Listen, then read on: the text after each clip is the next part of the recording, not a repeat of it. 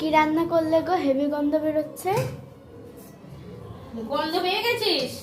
কি বানালে দেখি এত বড় না, হাঁড়িতে? দেখাবো না। দেখি অমনি গন্ধ শুকতে শুকতে রান্নাঘরে চলে আসলি। দেখ আজকে বাহ। বানিয়েছি চিকেন বিরিয়ানি। দেখে নে কালারটা কতটা সুন্দর হয়েছে।